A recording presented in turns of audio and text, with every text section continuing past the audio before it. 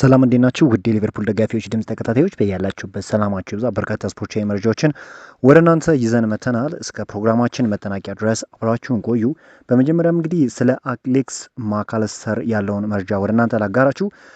በሊቨርፑልና በማካለስተር መካከል በአዲስ ኮንትራት ዙሪያ ንግግር እንዳልተደረገ ተነግሯል። ይህ ተጫዋች እንግዲህ በሊቨርፑል ቤት የሚያቆየውን ኮንትራት ይፈርማል ተብሎ ነው የሚጠበቀው። በሊቨርፑል ቤት ጥሩ ጊዜን ማሳለፍ የተቻለ ተጫዋች እንደሆነ ይታወቃልና ይህ ተጫዋች እንግዲህ በሊቨርፑል ቤት እያሳየ ካለው እንቅስቃሴ አንጻር አዲስ ኮንትራት ሊቨርፑሎች ይሰጡታል ተብሎ ይጠበቃል። እንግዲህ ሊቨርፑሎች ከጊዜ ጊዜ መሻሻልን እያሳዩ ያለሆነ ይታወቃል። ከዚህም በላይ እንግዲህ የተሻለ ነገርን ያስመለክተናል ተብሎም ይጠበቃል። እንግዲህ ሌላኛው እንግዲህ አንድሬ ሮበርትሰን ከሊቨርፑል እንግዲህ በክረምቱ እንደሚለቅ ይታወቃልና ይህ ተጫዋች ታዲያ እንዲህ ሲል ተናግሯል። የአጥቂ አይነት አጨራረስ ነበር አይደል? እንግዲህ ጎሉን ካስቆጠረ በኋላ ነው እንደዚህ ያለው።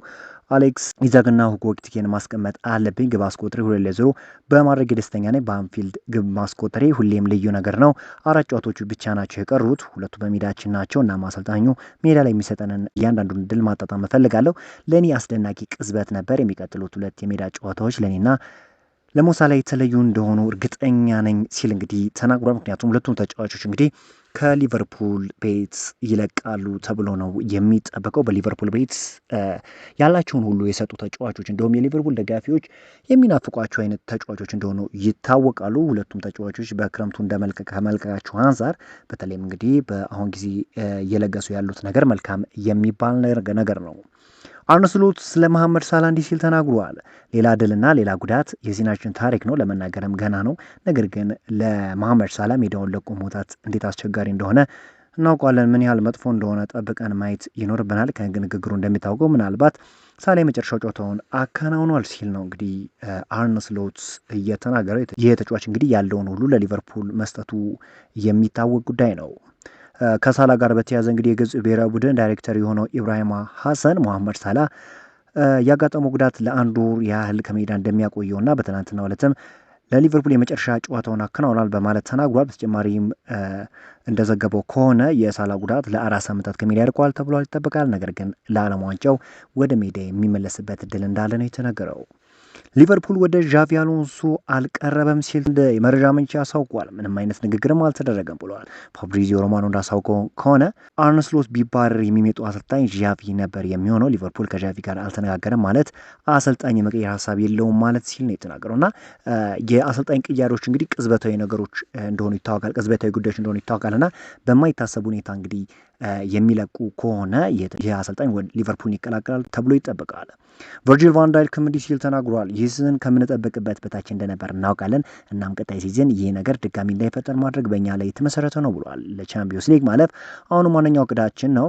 ከዚያ የዓለም ዋንጫ ይቀጥላል። ቀጣዩ ሲዝን እንደዚህኛው ሲዝን እንደማይሆን ለማድረግ ጠንክረን መስራት ይኖርብናል፣ ምክንያቱም ተቀባይነት የለውም ሲል ነው የተናገረው። ስቲቨን ጀራርድ ስለ ማርክ ጋይ እና አንቶኒ ሴሜኖ እንዲህ ሲል ተናግሯል። ለሊቨርፑል መጫወት ነበረባቸው። ከሁለቱ ተጫዋቾች ጋር ስማችን ተያይዞ ነበርና ለሊቨርፑል ትልቅ ልዩነት ይፈጥሩ ነበር ሲል ነው የተናገረው። ሁለቱም ተጫዋቾች እንግዲህ በማንቸስተር ሲቲ ቤት በጣም ድንቅ ብቃት እያስመለከቱ እንደሆነ ሁላችንም እናውቃለንና ወደ ሊቨርፑል ቢመጡ የሚሰጡት ሚና የጎላ እንደመሆኑ አንጻር ሲዙኑንም የማስተካከል እድል ይኖራቸው ተብሎ ይጠበቃል። ነገር ግን አሁን ባለው ሲቹዌሽን አንጻር እንግዲህ ሊቨርፑሎች የአውሮፓ ቻምፒዮንስ ሊግ ተሳትፎን ለማግኘት በሚደረገው ጉዞ ውስጥ መልካም እንቅስቃሴ እያደረጉ እንደሆነ ይታወቃልና ተጫዋቾችን ጨዋታዎችን በተደጋጋሚ እያሸነፉ ነው።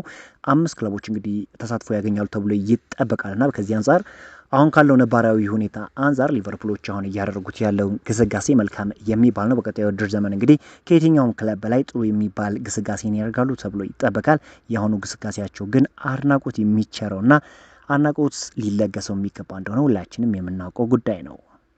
በዛሬው ዕለት እንግዲህ ሊቨርፑልን የተመለከቱ ስፖርታዊ መረጃዎችን ይመስላሉ። በአዳዲስ ስፖርታዊ መረጃዎች እስክንገናኝ መልካም ተመኘው። አጠር ያለች ስፖርታዊ መረጃን ወደ እናንተ አደረስኳችሁ።